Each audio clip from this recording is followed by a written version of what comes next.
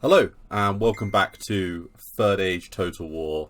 And in the last episode, it was a little update video where I discussed Moria and the possible plans to halt it. And, as you are here on a Dwarves of Ered Luin screen, then we know that I have indeed decided to cancel the Moria campaign for now. Let's use the word postpone, purely because I feel like with the new version coming out, there's going to be more fun to be had on that particular campaign when we can use some of the upgraded units and the Balrog, which will be out in the next version of DAC, which, I mean, judging by the update videos, it doesn't sound like it's that far away. So that's something to look forward to. A new version of DAC is almost like a new game. So happy days. Looking forward to that one. So that brings us to the Dwarves of Ered Luin campaign. So I'm going to scroll through this message. And then hopefully that helps give a background towards Ered Luin.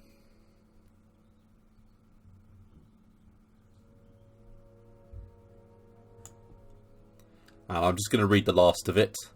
Here, deep within the Blue Mountains, have been left only a few of us, never to forget, but slowly to be forgotten in these grievous ages of our decline.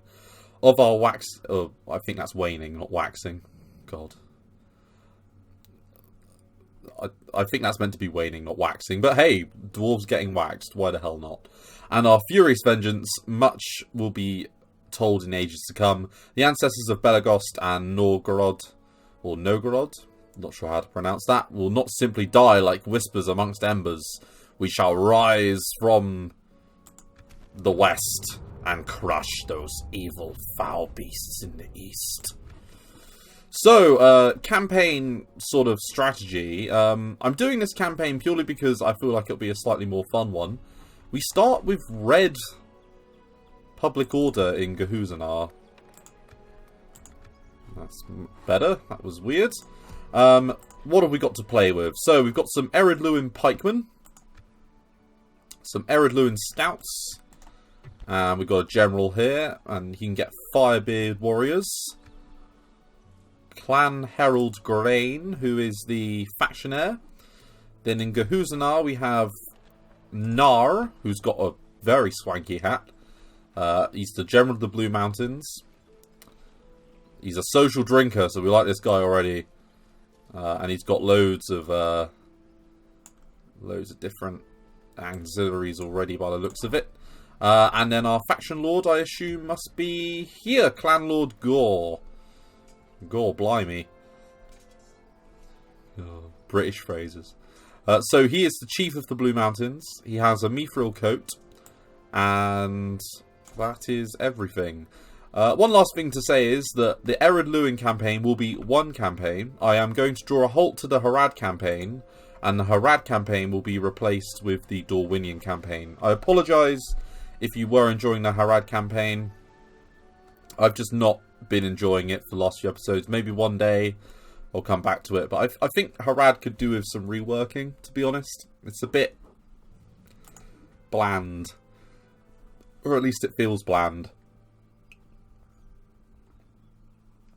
So, we've got 2 units of labourers here, and Anar, who is our diplomat. Let's send him towards Miflond, because we can get a lot of trade going. I feel like we should bring together an army. Now, Royal Armour gives you 1 hit point. And the shield gives you 2, so you're pretty strong, but not as strong as Nar here. Who looks like he's got a standard bodyguard unit. So what have you got? You have ability to recruit a bit of cavalry, which is good. Broadbeam marksman. So you're an archer general. That's really useful. And what have you got, my friend?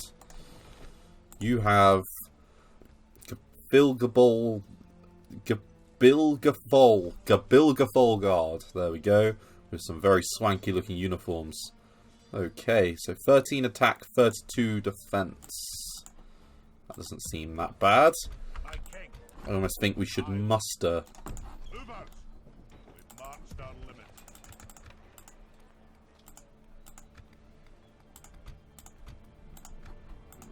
to be honest, you don't make that much of a difference to income. So let's send you north. Let's put you on growth. And I think normally I get the cost reduction buildings first, but you know what? I just think the mines... I think the mines are really good. So I'm going to go for the mines. And your mines aren't anywhere near as good.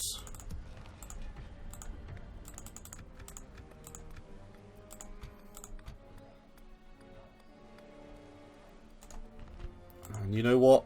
For 950, yeah, we'll take that.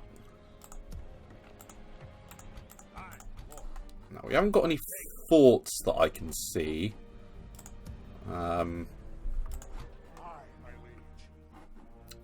And I can't remember where towns are around here.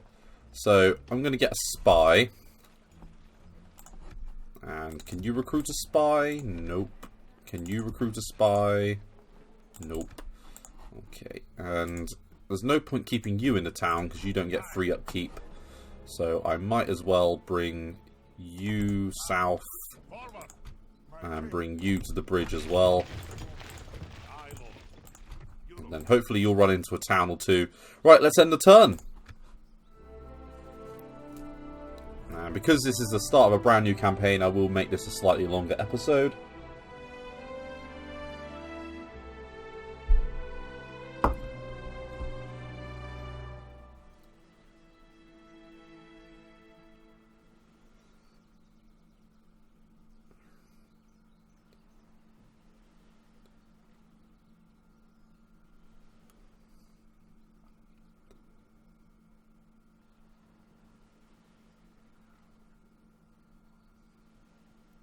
And just judging by the turn end, doesn't seem like it's going that slowly.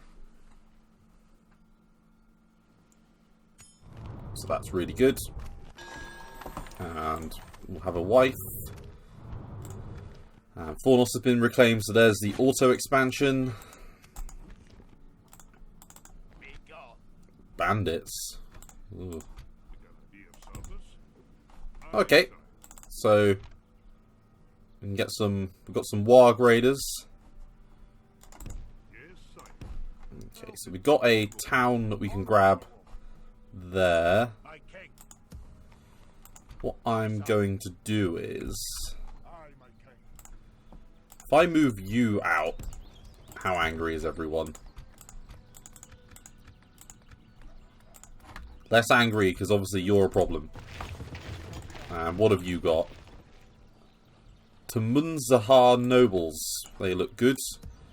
And let's take you and move you south.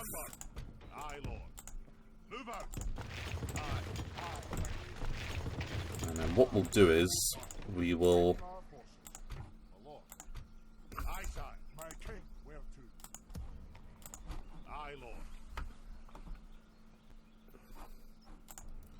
Blah.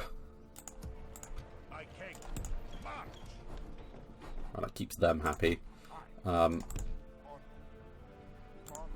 construct a watchtower. And you know what? Let's get some more travelers.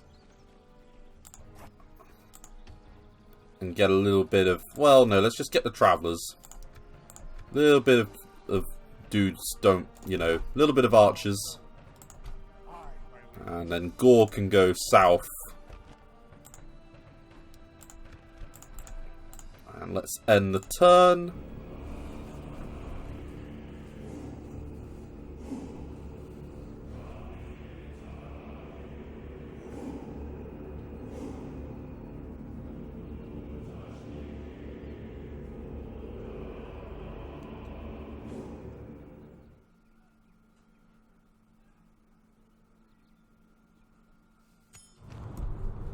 So I am playing this on very hard, very hard.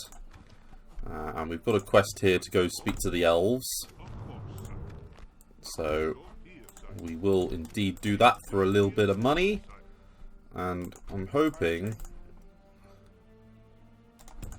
maybe we can tempt them into a battle. Although I very much doubt it.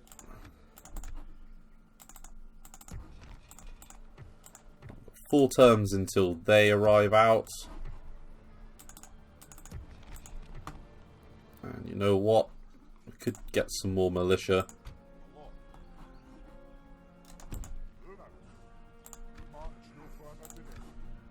Let's keep marching in this direction, because I have literally no idea where anything is.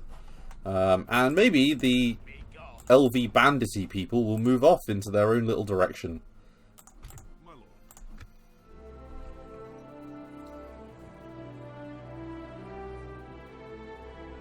Or they might not. That's a perfectly other feasible option.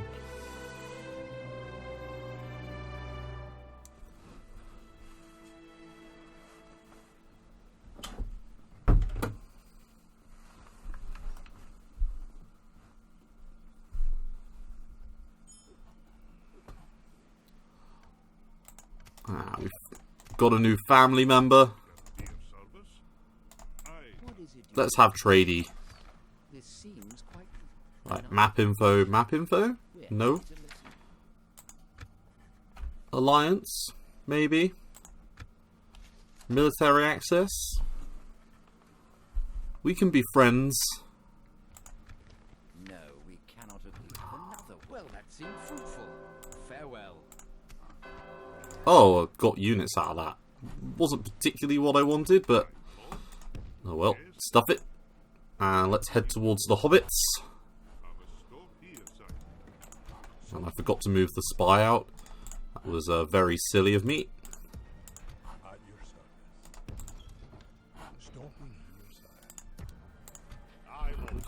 They are free upkeep, those guys. What's more upkeep? 320, 300. So you should be in there. You should probably move out with Nar. And you've decided not to move on me, which means I'm going to send them out. We've nearly got our mines finished. We've got 3 turns there. Oh, I forgot about that BS. Ah, Scheiße.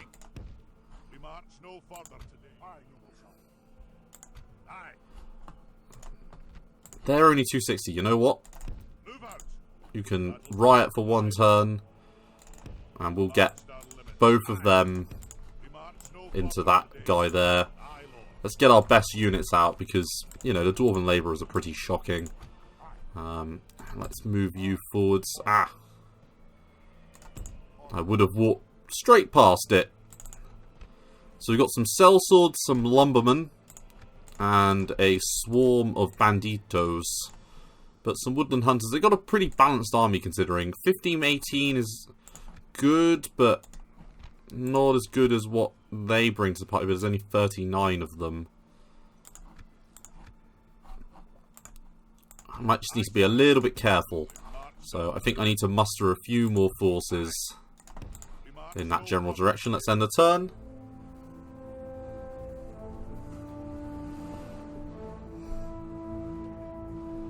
I don't know why Zanar is so, like, funny with us. Seems a bit strange.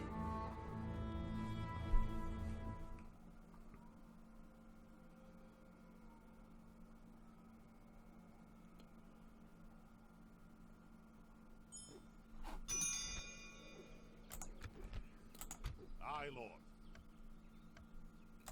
Aye. Aye, sire. Move out. Aye. Aye. Forward. Left. Aye, sire. Onward. We're moving up with these troops here.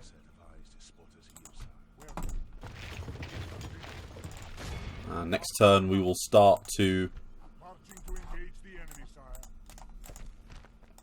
And there was rioting, but there's not rioting anymore.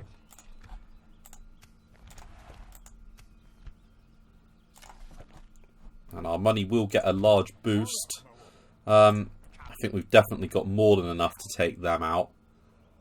So we will. So, Captain Herillion brings himself. He's got Privateer Axeman. We outnumber them, or we have a ratio of 2 to 1 apparently. And I imagine that's probably correct.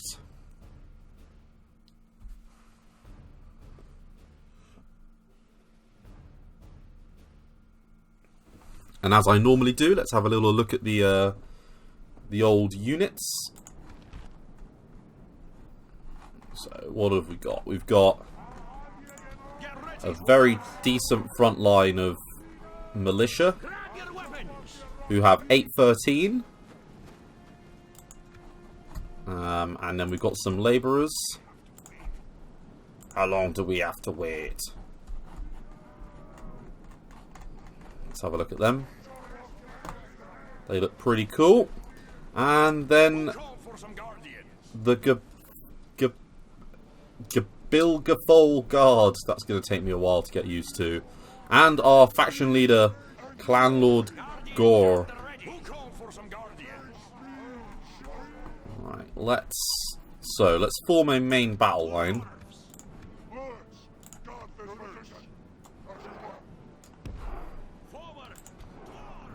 And then let's move up these guys. And let's move up these guys on this flank. He's got Stubbornness of the Dwarves as an ability. Now, we don't have any range to worry about.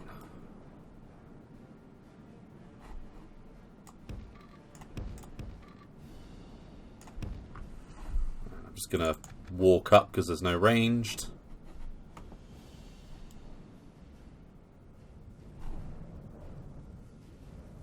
There's a lot of bandits though.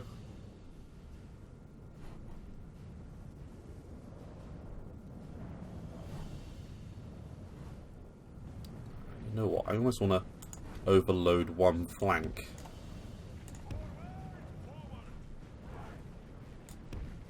So yeah, I might just do that, you know.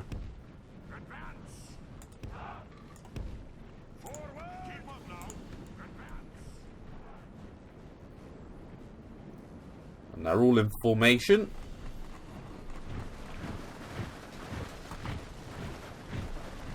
The little stunties.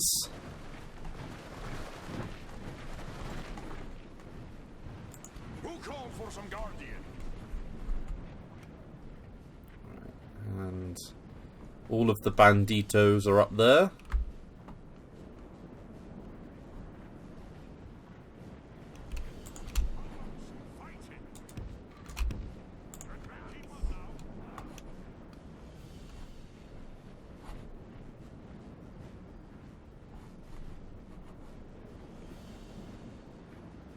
And we're almost going to do a dwarven shield rush.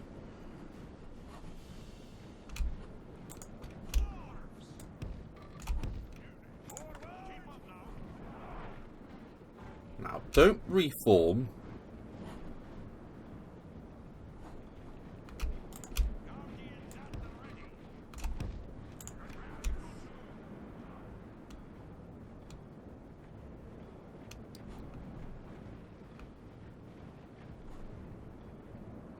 And yep, we're going to go straight in.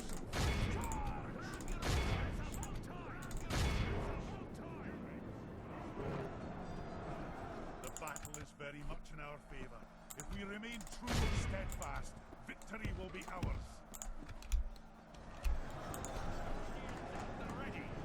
And off go the Filgabol Guard, or the Blur de Guard. Grab your weapons!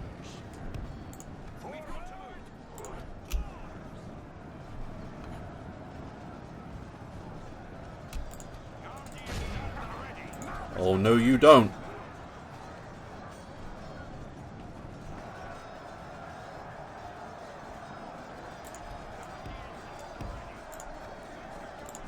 Right, our dwarven lines have well and truly punched into them now.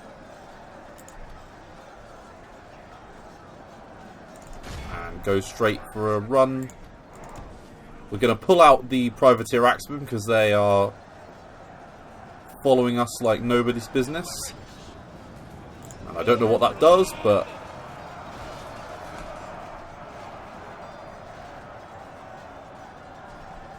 that stubbornness of the Dwarves is triggered.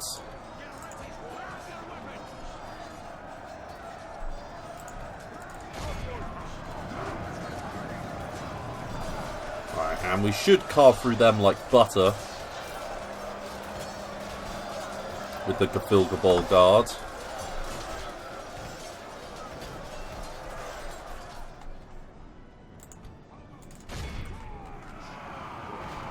Turn to face them. And the charge did very well there.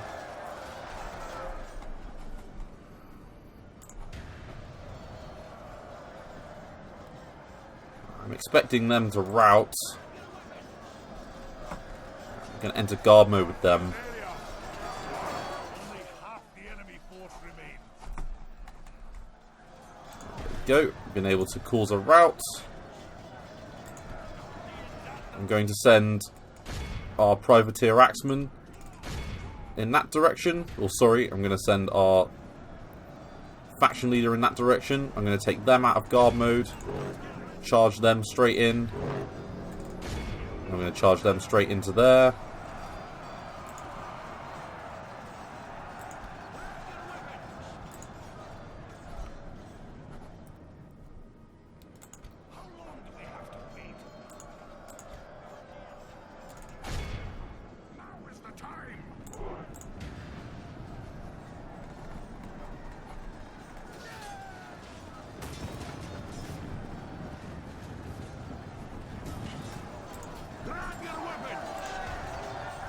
This was a pretty bitty battle. We'll call for some guardians. Now is the time! Keep up now! Keep up now! Now is the time! What to do? Guardians at the ready. And here we go. They should charge now.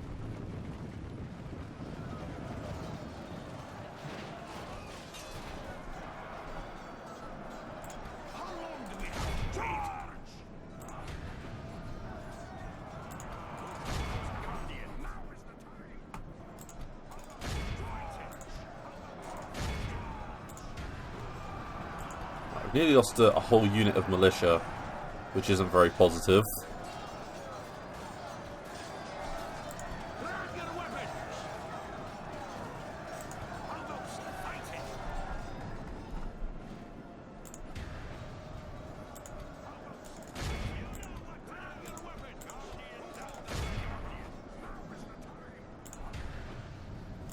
And our faction leader didn't do as well as I would have liked him to have done. But still done pretty well.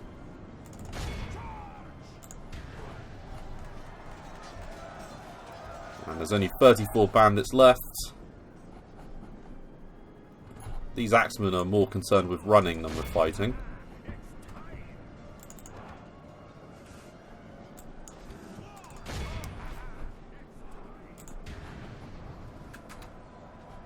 There's not at all many of them left.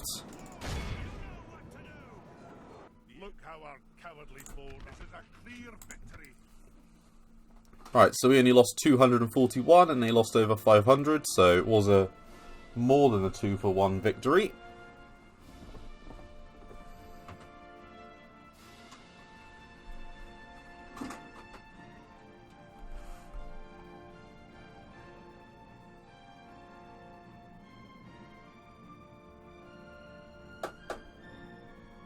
And we only really lost expendable units.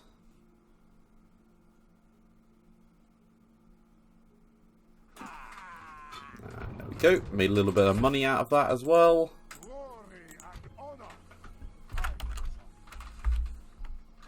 Okay, that's good. Now, we can't get any units in that region. They've got a lot of Warg Riders, which aren't good units at all, so we should be able to take this town very easily. Let's move up our spy.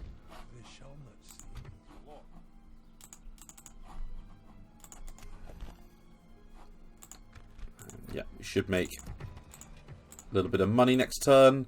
2 turns until we get our first mine. Next turn we can get a trade arrangement with the Men of Bree and the Hobbits.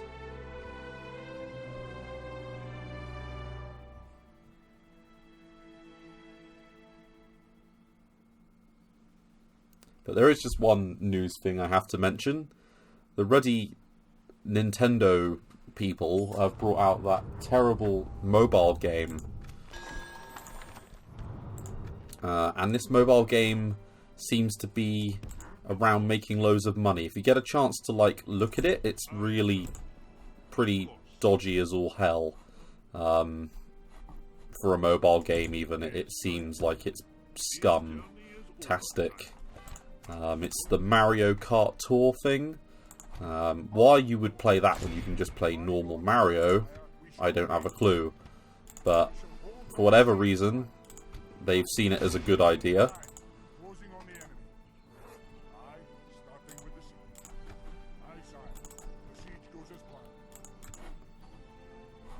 Okay, so we have 1 turn until the mines are finished.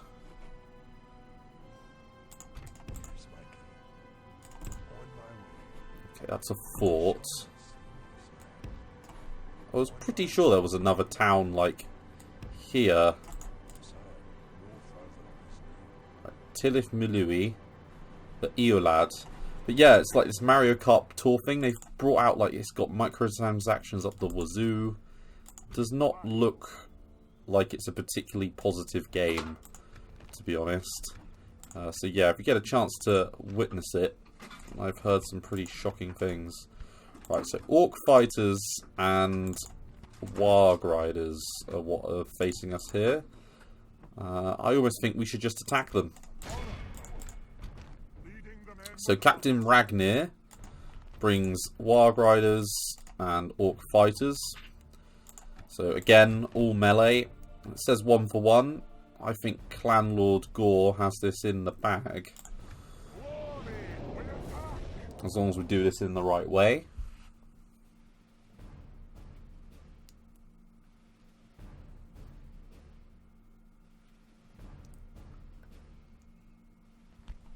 Alright, let's start deployment. Oh, this is a pretty little town. This is like an elven village. Oh, this is a cool model design. They should do more of this. Okay, so I'm going to bring in you guys on this angle.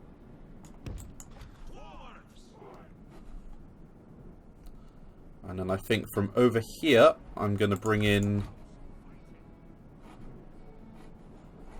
Well, actually, maybe from the opposite end, we'll bring you guys in. And then maybe from over here, we'll bring this unit in.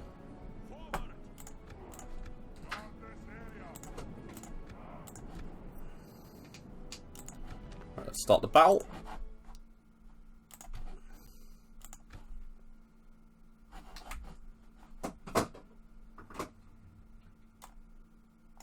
Oh my god. Okay, I'm just gonna attack with them. You guys go in the back door. There's nothing that dwarves like more than going in the back door. And you're gonna move up. And you guys in your little formation are gonna move up as well. And everyone's gonna run.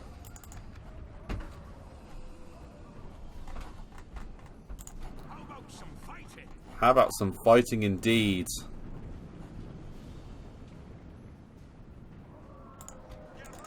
Right, I didn't get a proper charge. Our men are winning the battle.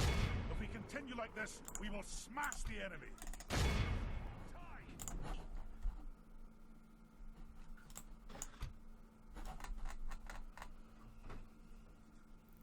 Are they all dead?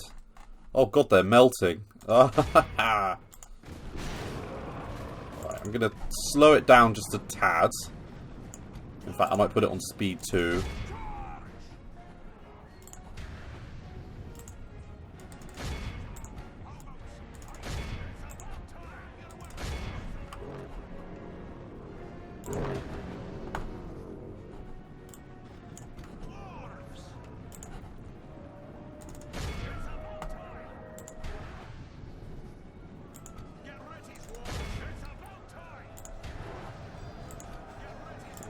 They're moving as one tight, compact unit.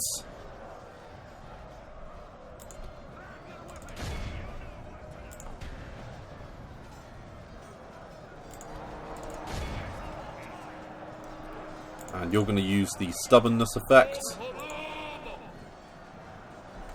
We've already killed 19%.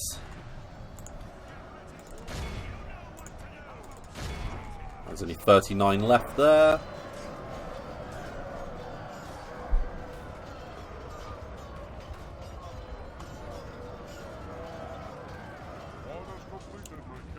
I imagine they're going to die. Yeah. And you know what? I'm going to move them round.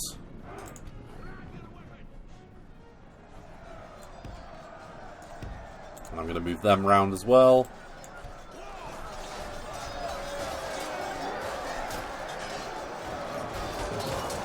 The faction leader's doing very well in this battle.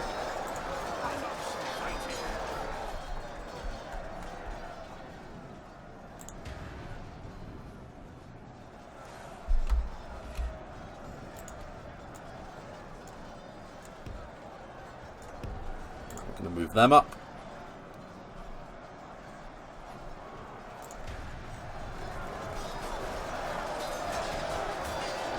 This is the sort of battle that dwarves thrive in. Making mincemeat of orc fighters.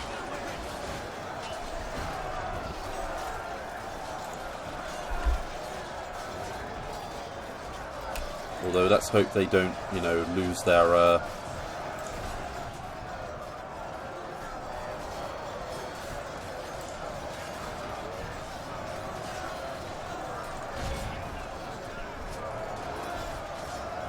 go. It's one unit into the battle.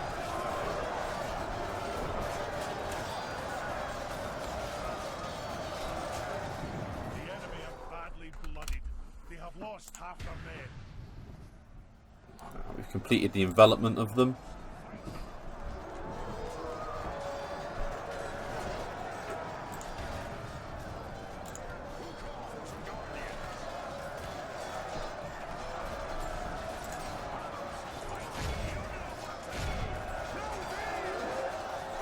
Off they go.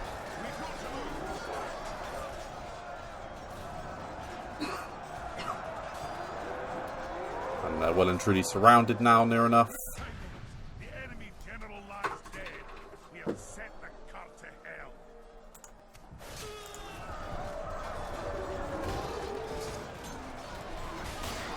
Our faction leader is staying well behind the front lines. This guy knows what he's doing.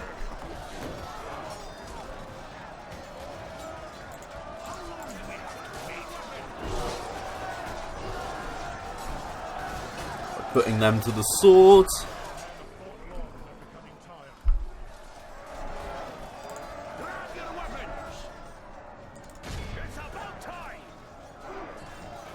There we go. That just forces them to go a little bit further forwards. They're shaken, so they won't be fighting as well.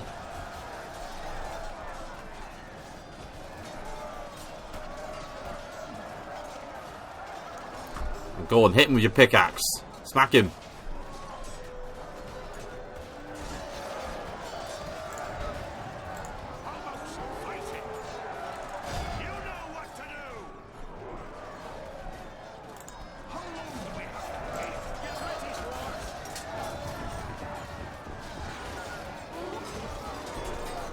There's only 22 of them left. We've made absolute mincemeat of these guys.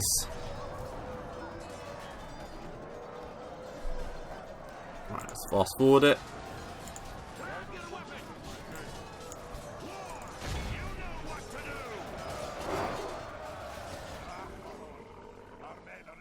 There's only 6 of them left. 5, 4, 3, 2, 1.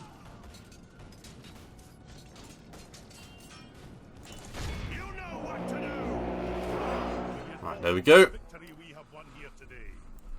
So we lost 145 and they lost all of their troops. We healed a few.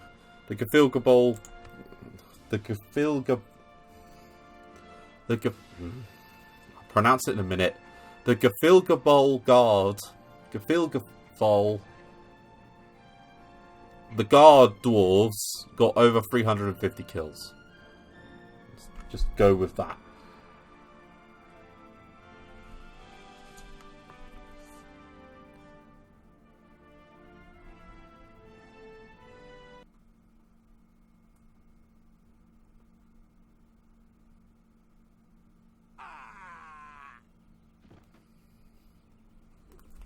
And there we go. We've taken Perth and Luin. That bags us a little bit more money. And should we exterminate the people that live there? Let's just occupy it. Oh, I knew we should have exterminated it. Why would you rebel? Okay, well, they're not that unhappy. They're just a bit pissy. Right, there we go. And you know what? Let's build a watchtower and just finish getting sight range. And we can go back and retrain our swords unit.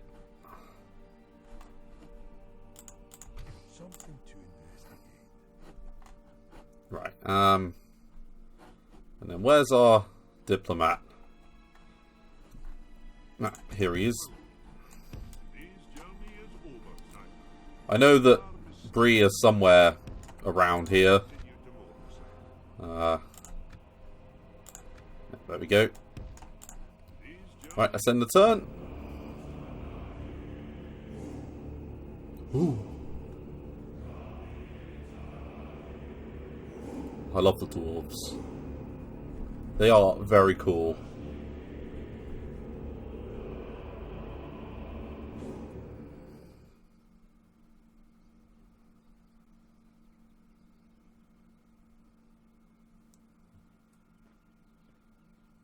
Okay, and it looks like they be coming for us. So, Captain Malor has 1,111 soldiers. Nar brings 534. Malor's only real troublesome unit are these archers and the sellswords. Now, we have our own archers, 3 units of archers with which to counter them, and Nar himself. So it's just going to be the best way that we counter, really, them. We should be able to cause quite a lot of damage, but I'm going to leave this to the next episode. So thank you very much for watching, and I look forward to seeing you in the next episode where Nar will attempt to defeat Captain Malor, who's got a Dunedain model, which is cool. And then we'll have expanded a fair distance in a very short amount of time, and we've got mines built, which means foreign tools is now making us even more money. And we've captured Perth and Luin, so we'll be moving on to the next place after Garth Helagoth. So, thank you very much for watching, and I look forward to seeing you in the next episode of the new Ered Luin campaign. Thanks again. Bye-bye.